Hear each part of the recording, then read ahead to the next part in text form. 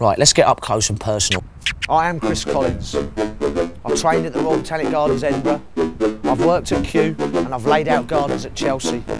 In fact, I've been all over the world in pursuit of my obsession. And right through to my soul, I am a plantsman.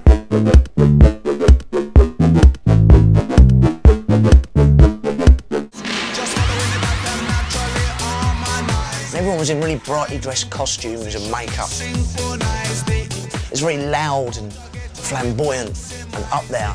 And I remember thinking, I'm going to take all this enthusiasm, colour and liveliness and capture it, and I'm going to place it in a garden. Well, these plants have evolved to grow in those areas, haven't they? So that means that they'll be used to the weather there, the rainfall, the sunshine area, what soil they're growing in. They'll be used to the pest and disease there. So they evolve with the region. If it's a commercial crop that's grown on a massive scale, if things change quite drastically, that crop might not cope. Whereas these are actually, they're locals. Then you can get your pan out, get the carrot, slice it up, whack it in the water, and I'll eat something. Sorted. A saucepan, I call it, not pan. This morning I met our new gardener, Chris Collins. So Chris, what do you reckon to the Blue Peter garden? It's great, isn't it? Chris, I fancy doing something a bit crazy right now. Chris is going to show me how to make a terrarium. Now Chris, what exactly is that? Well, basically, it's a mini landscape. You are officially our Blue Peter gardener, and to welcome you to the programme, thank you very much. You can have a green Blue Peter badge. Lifetime's ambition, that is. I tell you, thanks very much, Liz. What are we going for in here? Right, the cowboy garden. Yeah, well, these are very trendy plants at Chelsea originally, weren't they? Off the Pogans. Oh, yeah, they weren't like the Latin name, though, will they? Off No, the they weren't. Pogan Planiscapus nigrescens. I just threw it in so that you don't think I've left the gardening behind completely. And a house leek, just to balance it off. A house leek, that's easy enough. So again, I think that these are quite tough plants that you can put in. And you need to fill in around these with compost. Well, I think the most important thing, thing, with containers, the most important thing, obviously, is you need capillary action, don't you? That's the word, that's the expression. Is I've been having trouble with that for years, but since I've been putting the ointment on, it's got much better. So you need to be able to move the water through the compost. Have you noticed how I'm ending up doing most of this? Well, see, that's quite clever of me, really. Yes, yes. Let's have a bit of colour. Let's have one of these campanulas down there. Leave a bit of a room for a cowboy. Will do. Chris Collins was persuaded to lend a helping hand with some new planting there.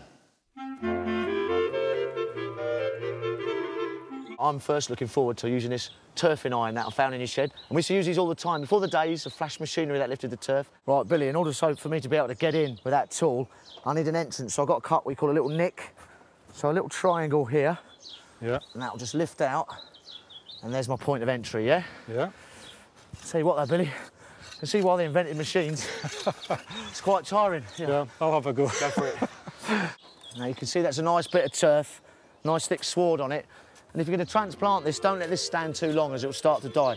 The ground you're transplanting it to, make sure you dig the ground over until you get like an apple crumble texture. That way these roots will bind to it very, very quickly. This is radishes though, and then we've got a cauliflower. Yep. And cabbage. Southampton Wonder. Well, they're ingenious little things that we quite... Oh, yes. Because they'll sit like that, dormant, just waiting for their time, waiting for a gardener to come along to give them all the right conditions. I've never seen this plant, but I'm very interested to know that if you grew it in Southampton, when it really would be... I wonder. This is exposing the vascular bundle there, which contains a cell called cambium, and that's your control centre. That diverts, and it can become a sugar mover or a water mover, or it can become a roots, and that's what we're going to try and encourage. And you can tell this garden's been worked for a lot of years. Yeah, You've just got that really lovely, crumbly, loamy soil, yeah? It's full of nutrient.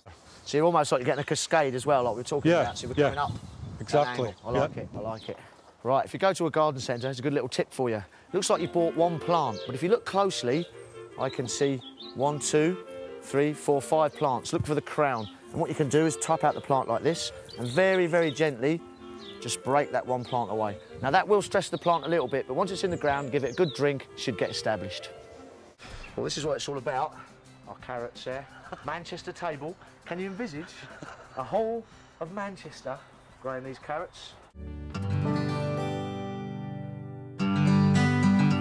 What is the central purpose of gardeners? Is it to grow veg, or grow beautiful blooms, or just to sit and relax? Well, I'm getting a bit of a treat today because I'm in a garden called the Healing Garden, and it's only this year that this was opened to the NGS. Now, it's designed and built by Janice and Ivan Mitchell, and it really is quite special, a lot of very beautiful plants. Why a healing garden? I'm a medical herbalist, Ah. so I wanted all the tinctures and medicines in my cupboard to be living and growing in the garden. So you wanted to find out from, you know, these, say, the bottles of pills and creams we get, you wanted to see their source. This is where it came from? The real thing, the living medicine, that's what I wanted. Now, they can use their toys as well outside, can't they? Well, I think that's the thing. The thing is, gardening's supposed to be fun, really, isn't it? End of story. And the more you do it, obviously, the more of an expert you'll become, but as far as I'm concerned, doing Blue Peter etc., it's about getting them through the door initially. No, you just keep talking, I'll put the teepee in. I've done all right here, haven't I? Whoops. I promised there'd be a wigwam in it. I'm sure there's a wigwam. There is a wigwam. There you go, a wigwam, Keep mate. falling over the wigwam. Let's get another cowboy around here. Wonderful. And it is, use your imagination. You've got pebbles you can put in, you've seen all of this sort of thing. And well, the other thing is, because you can keep changing it, if that goes off, just whip it out. Well, container gardens are perpetual and you move them around, and that's the fun of it, isn't it? Yeah. Alan, yeah. Consolidation, most important thing in any plant propagation. You had to get on my line, didn't you? I did not. I did the next line. Don't any air pockets, girl. We dug it up. Don't any air pockets at all. So I'm going to take out the seed here. I'm just going to lightly sprinkle them into the trench here. So these are an original British variety of carrot, all the way from sunny Manchester. And hopefully we can get people growing them. So what we need to do now is literally label and water and wait for nature to do its thing. But never do too much water when you put the seeds in, or Well, you wash the seeds into the earth. OK, but what we do is an upside-down rose. What about upside-down rose? Hey? Is there a favourite area of it you like? I'm fond of the ginkgo tree because that was the first plant that we put in. Obviously, some of these plants are toxic, aren't they? How would you advise maybe somebody who's watching, if they wanted to start a medicinal garden, how would you be careful with it? I think start with the communal garden, simple things. Well, these are plants that I want to intoxicate me with their scent. Rosa, Dark Lady. Some plants are very exotic, really up and at you. They stand out at night like this incredible arrowhead. And some plants are strictly nocturnal. They only come out at night to be pollinated, like this evening primrose. We're doing the Blue Peter garden. Do you find kids still are interested? I think they're more so than ever. I think there's almost a backlash from computer games or whatever. Kids want to get out in the air. The thing is about them, especially when they're about 8, 9, 10, they're so responsive, and it's our job to make sure we catch them. I will say, every kid I deal with in terms of gardening, I've yet to have one that doesn't enjoy it. Once they get stuck in, it's just... Really, yeah, just making that break. Now, Janice, you've got a couple of interesting features here. I noticed that yin and yang. What was the thinking behind that? Well, it signifies harmony and balance. You ain't seen me, right? The middle. That's tiring work, but I have to say that Paul and Caroline are doing a beautiful job with these gardens. They really are magnificent, and I hope they are for many years to come. But right now, I need some refreshment. Hang on a minute. What? Can't believe that. I knew they had a sense of humour, but that's ridiculous.